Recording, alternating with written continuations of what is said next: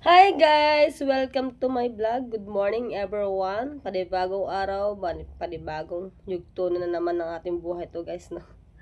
So yan guys, bago tayo umiyak, mag-shoutout muna tayo mga kamuning ng ating mga viewers. At dahil meron akong mahalagang sasabihin sa inyo guys, no? Pero ngayon, mag-shoutout muna tayo. Magbabasa tayo ng mga comments. Babasahin natin lahat ng mga pangalan na nag-comment po sa akin mga kamuning. Let's go! Shoutout nga po pala kay Noji Vergara. Ayan. Thank you po sa mahabang comment po ninyo po sa akin. Yan, na-appreciate ko po yung comment po ninyo about sa akin, guys. And kay Regal Mini Vlog, yan, shoutout po sa iyo. Alam ko pong hindi po kayo mawawala sa akin, guys, no. Na-appreciate ko lahat na inyong comment. And kay Edna Magbago, ayan. Shoutout kay na magbago. Thank you po. Thank you po sa comment din po ninyo na nandyan pa rin po kayo. At kay Arlene Cabales, yan. Thank you po. Thank you po. So, thank you po sa inyong lahat na comment po ninyo about sa akin. Lahat po ng comment ninyo ay na-appreciate ko po. At binabasa ko po talaga yung mga comment. And kay Randy Relcy, shoutout po kay Randy Relcy, shout out po. Ayan. Di naman po ako nagsisisi, guys. Di naman po ako nagsisi nung nakilala ko siya. Di naman po eh. And, yon. Shout out din po kay Neo Mardi. Yan. Shout out po kay Mardi. Shout out po sa inyo. And shout out din po kay Rogera Sembrado. Yan. Thank you po sa comment po ninyo. Shoutout kay Juan Blanco. Juan Blanco, shoutout po. Shoutout po kay Rio Condesa. Condesa na eh. Rio Conde Diaz. Shoutout po. Ayan, shoutout po sa inyo. Mag-ingat po kayo lahat. Shoutout po kay Remilyn Silvio. Yan, shoutout po. Yan. Alam ko po, may comment din po kayo sa akin na hindi po maganda, pero thank you po. Na-appreciate ko din po yung comment niyo. And kay King Cobra, yan. Thank you po din po sa comment po ninyo. And kay Mads23 TV, shout out po. Thank you po sa kasi may balak po talaga ako mag-abroad po. Ayaw po ako payagan ng nanay mag-abroad sa Saudi. Mag-try gusto ko kasi may experience guys na gusto ko mag-experience pumunta ng ibang bansa. Yung magtatrabaho ka talaga doon mga kamonino. Para talagang meron ka talagang pag-anuhan. Shoutout po kay Jessie Dibida. Shoutout po Jessie Dibida. Yan. Lilian Lumaquez, shoutout po. Thank you po. Alam kong mahaba din po yung comment po ninyo pero hindi ko na po babasahin. Pero na-appreciate ko din po yung comment. Shoutout din po kay Alfonso Sato. Yan. Thank you po. Thank you po sa comment po ninyo. Talagang mag-adventure po talaga kami ng aking tatay. Kay Ate Sheila, Jen Espanola, shoutout po. Yan. Thank you po at nagbabalik na po kayo sa akin manood sa aking channel. Thank you po sa inyo lahat. So, yun na guys, no, nakapag-shoutout na tayo. Lahat ng comment ninyo na ano ko na guys, no. At ngayon guys, di ba mayroon upload si Kuya Jeps about sa akin na wala na daw akong jowa, wala na daw akong boyfriend. Ayun na nga. So, ngayon, marami po akong nabasa dun sa vlog ng Kuya Japper na ano daw ako, gold digger daw ako. Hindi po ako gold digger guys, no. Yung sinasabi po ninyong gold digger is ako po ay nagmahal lang po talaga ako ng totoo. At totoo po talaga ako nagmahal talaga. Ako nga po yung niloloko po nila eh. Ako nga po yung niloloko po nila guys. Pero siguro, gano'n lang siguro ang aking Pero gusto ko po magpakalayo talaga dahil gusto ko talaga makapagtrabaho sa ibang bansa. Siguro doon gaganda aking buhay, kinabukasan ng aking pamilya. Yun. Yun na guys, no. Nung April 2025, guys. April 2025. April 24, 2025, naghiwalay po kami ni Janjan. Naghiwalay po kami ni Janjan, no? Tapos po, August 7 po, meron po ako naging jowa. Dapat, yan, meron po ako naging jowa, guys. Yun na nga po, si Cavite Boy po. Tapos po, yun, magka-video call na po kami. Magka-video call na po kami yun na nga, nung dati kong boyfriend is Cavite Boy. Yun. Tapos po, umuwi kasi siya dito ng Pinas, guys. Hindi ko po nung umuwi siya ng Pinas dito, nung umuwi po siya ng Pinas, wala po akong update na uuwi siya. Bigla po siya umuwi dito. Ibig sabihin ng surprise lang din po ako makamuni. Nagkita po kami. Kita po kami dun sa, sa Cavite, guys. Ngayon po, so, means, na-meet ko na din yung mga kamag-anak niya doon sa Cavite at na-meet na rin ni Cavite Boy yung pamilya ko, mga tito ko, sina ko Japper, lahat ng mga Bukana vloggers dito nakita na po ni Cavite Boy, mga kamuning, no. Dahil gusto ko pong makilala nilang lahat ko sino yung aking boyfriend. Talaga naman, totoo naman po talaga ako magmahal, guys, no. Hindi po ako madamot magmahal talaga sa isang tao kapag pumasok sa buhay ko. Tapos ngayon na nga po, guys, no. Nagkita na po kami. Tapos nag-outing po kami nung January 7 o February 7. Basta po mga ganun pong petsa. Basta February 7 o January 7 po, ganun. Ano po kasi namin yun, Mansari. Nag-outing po kami. Pinakilala ko siya sa buong kinatian, Mama Rhea, kina Ate Jenna, sa lahat, guys, at sa inyo lahat po talaga. Pinakilala ko po siya sa inyo. Ngayon po, guys, no, nag-propose po yan sa akin. Pinaano ko po yun private ko po yung vlog na yun dahil pinatanggal nga po, mga kamanin, no. Hindi po talaga ako hindi ako nag-iisip sa kanya kung bakit pinatanggal niya yung ganon. Hindi ako nag-iisip ng masama about sa kanya. Kasi ano naman po na nagkita na po kami. 'Di ba once na nagkita kayo in personal, may parang magtitiwala ka na sa kanya, 'di ba po? Ngayon po, guys, nag-propose po siya sa akin. Nandun po yung mga magulang ko, mga ate ko, sina Ate April, sina Nanay Miray, at lahat, pamilya ko, mga kapatid ko, nandun lahat. Nag-propose po yun. Tapos tinatanong ng aking nanay, si Cavite Boy, na kung wala daw siyang asawa. Sabi naman daw, Ano daw tinili ng station? Pa'y ginagamit ko. Ay, gamit. Ginagamit ko din eh. Panira ka, Tipadet! Nagbablog ako eh. Payak na ako eh. Panira ka, payak na ako eh. Tapos, yun na nga, guys, no. Sabi po daw ng lalaki sa pamilya ko, pag-uwi daw niya ng Florida, ayusin na po daw niya yung papel. Makikipag-divorce na po daw siya doon sa kasi matagal na daw sila nagkakalabuan, guys.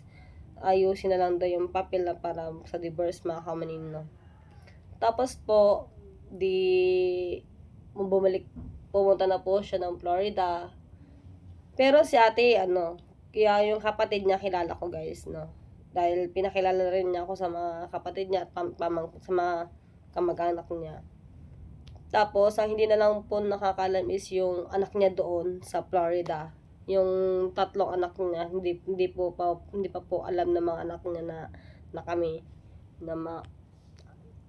Tapos po, yun na nga po. Pagkasapit po kasi ng Lunes ng umaga doon sa kanya, dito ay gabi. Tapos po, 4 p.m. sa kanya, 4 ng madaling araw. So, gigising na siya noon, magji-gym na siya sa akin. Love, magre-ready na ako for work, ganto ganyan. Sabi ko, okay. Tapos sabi niya, tatawag na lang daw siya sa akin. Tapos yun, nagantay na lang ako ng call niya. Tapos pagdating po ng alas 5 po ng hapon ng gabi dito, sa kanya umaga naman po, yun, magkausap na po kami hanggang 4:30 ng umaga, hanggang sa paglabas niya ng hanggang makarating siya ng bahay. Di yun nga, ganun pa rin. Ganun pa rin yung proseso ng aming dalawa guys, no. Ganun pa rin hanggang sa Tapos yun na nga guys, no. Di ko po alam na na magkasama sila sa bahay. Di ko po alam na magkasama po sila sa bahay nung babae. Ayun po pala, yung cellphone niya kasi para hindi lang mabawas ng asawa niya. Tinatanggal niya yung messenger niya, in-install niya. Tapos binabalik na lang niya para makausap ako. Aray. Alam niyo yung sakit guys, no? Di po ako gold digger tao, guys. Nagmahal lang ako ng totoo. Alam ng mga tao dito sa amin. Once na nagmahal ako ng isang tao, guys, mahal ko. Kaya ko pang ipaglaban. Pero ito, guys,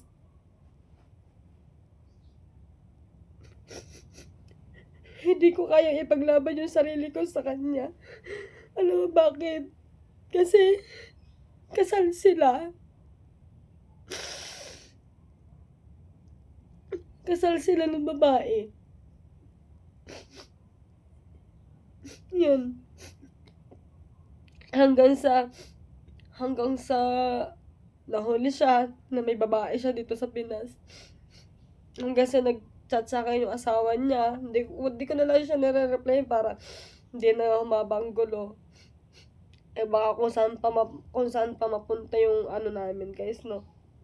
Siyempre wala akong laban talaga doon. As in, wala talaga akong laban, guys. Tapos yun, guys. Di na siya natawag sa akin. Di man lang siya humingi sa akin ng sorry. Yung para kang para kang tinakbuhan ka. Parang ganun. Mabait siyang tao, guys. Sobrang bait yung tao. Kaya lang talaga.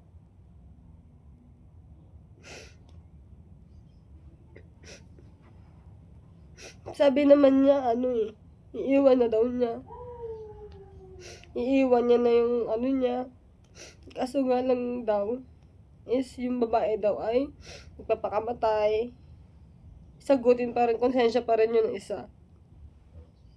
Kaya, yun, hinayaan ko na din sila. Kaysa naman magabol ako sa kanya, ibata pa naman ako, idalaga akong tao, guys. Yaan mo na.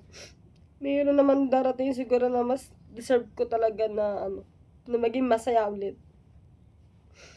Kasi nung kami, lagi kami nag-aaway, guys. Lagi kami nag-aaway. Wala naman po dapat pag-awayan. Lahat ng sinasabi niya sa akin, siya pala ang gumagawa na.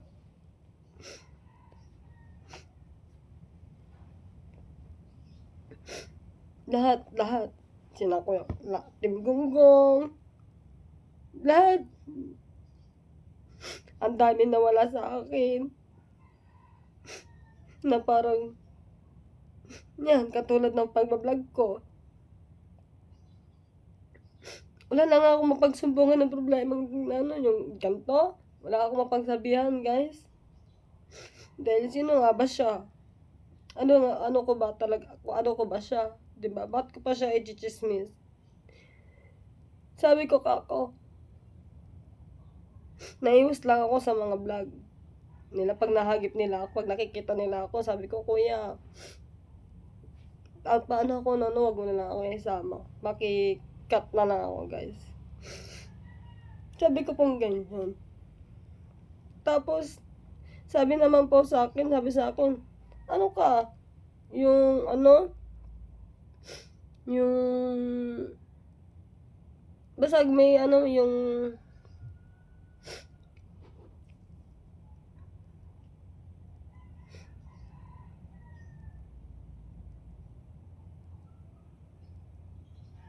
basta, alam niyo yun, guys, yung sinabihan ako na, abe, wag na lang akong dumaan dito, kasi lahat sila vlogger. Andun ako sa point na yun. Pero ako naman, guys, pinoprotektahan ko lang yung sarili ko kasi nga lagi kami nag-aaway. Wala naman po dapat pagselosan. Seloso siya kasing tao, guys. Kahit sobrang bait niya, super. Wala ka naman masasabi talaga sa kanya. Dahil sobrang bait niya sa pamilya ko at sa akin. Lahat ng, mga Kudyano, mabait siya kay Kudyano. Super. Kahit sa pamilya ko, wala ka talaga masasabi sa kanya. Yung ang alam din kasi nila na ayusin na lang yung papel at magpapadivorce na. Pero hindi naman po pala.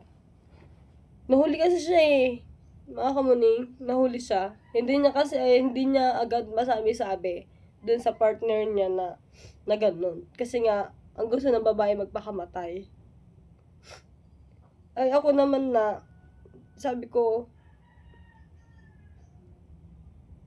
nag-chat sa akin sabi sa akin, malandi daw ako. Papatayin daw ako, guys. Sabi sa akin, nung babae. Ako naman, guys. Sabi ko, anong problema mo? Sabi ko gano'n sa kanya. Ayun pala, yung babae na pala yung nagsasabi ng chat sa akin ng gano'n. Yung babae na. Sabi ko, tapos, yun na nga, nag-Gmail na sa akin. Ulit siya. Nabasa daw niya yung asawa daw niya yung nag-chat. Ako naman, tapos guys, hapon dito nun sa kanya gabi. Nag-aantay ako ng gabi din dito sa atin. Hanggang gumising siya noong umaga. Binugbog siya ng asawa niya, guys. Tapos pumasok sa trabaho. Paglabas mo ng trabaho, hindi siya umuwi doon sa bahay.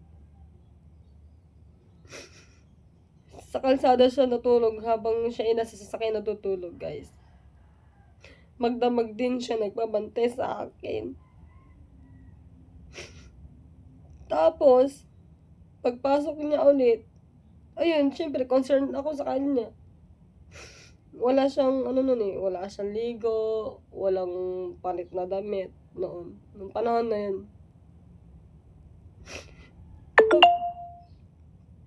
Tapos sabi ko, love, ingat ka palagi kung anong mangyari sa'yo, mag-ingat ka. Mag-update ka na lang sa akin, sabi ko ganyan, baka mamaya sundan ka dyan ng ng asawa mo sa trabaho. Sabi ko pong ganun. After that, guys, nung labas na siya sa trabaho, umuwi siya doon sa bahay. Tapos yun, hindi na kami nagkausap. Wala man lang, love, sorry. Ang dahil sa akin, napahamak ka. Wala pong ganun. Sabi ko, tumawag ka man lang sa number ko. Paliwanag mo sa akin lahat. Pero hanggang ngayon, wala. Hinayaan ko na lang, guys, no? Hinayaan ko na lang kaysa makasira ako ng ibang relasyon. Kaya sana huwag niyo po akong i-bash. Nagmahal lang po ako ng sobra. Lahat naman tayo nagkakamali sa mga sa mga maling desisyon na akala natin itama. Kaya huwag tayo padalos-dalos agad. Pag-isipan muna.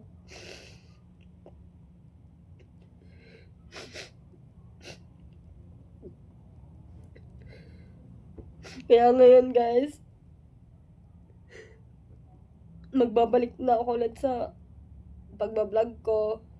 Ingat na lang siya. Ingat na lang siya palagi at pagaling na lang yung kanyang asawa. At sa ang kaninong lalaki, thank you po sa inyo na nakilala ko kayo. Sobrang bait ninyo sa akin. Naging kaklose ko kayong lahat.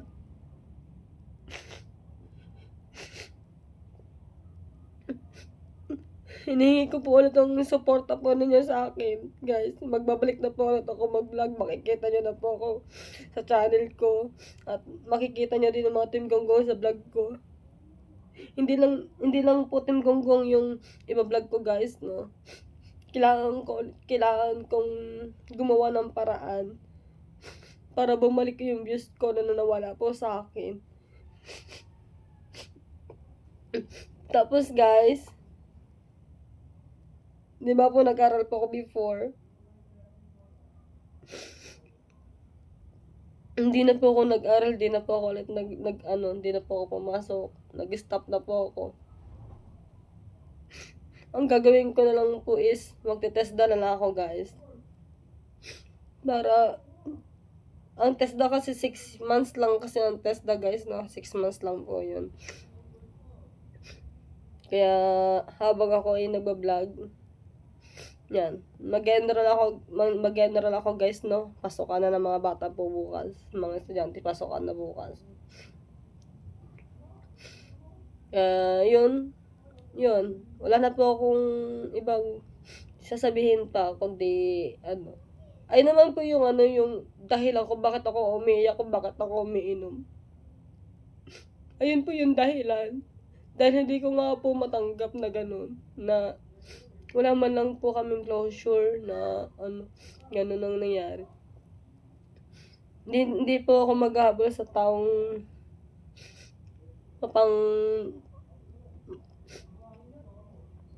hindi po ako maghahabol sa kanila guys. Hindi po. Dahil mali pa rin na humabol ka kasi kasal pa rin sila. Ingat na lang palagi sa lahat ng gagawin niya. Masaya ako dahil naging part niya ako ng buhay niya. Minahal niya ako. At inalagaan niya ako.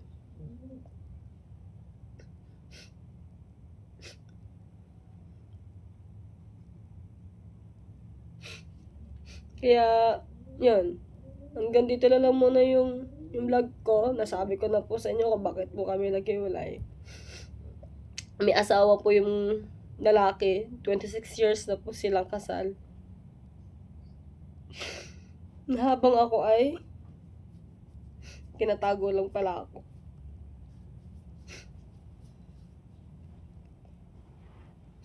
Kaya, hanggang dito na lang yung vlog ko guys. Hindi ko na po siya papahabain. Thank you po sa inyong lahat po mga kamanino. Patuloy niyo po akong supportahan. Bye-bye po guys!